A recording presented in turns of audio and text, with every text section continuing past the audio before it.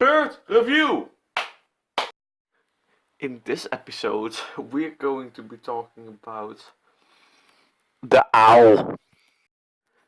Owls are birds from the order Strigiformes, which includes about 200 of the most solitary and nocturnal birds of prey, typified by wide stance, a large broad head, binocular vision, binocular hearing, sharp talons, and feathers adapted for silent flight. Exceptions include the diurnal northern hawk owl and the gregarious burrowing owl. Bird review! I hope you liked bird review for today.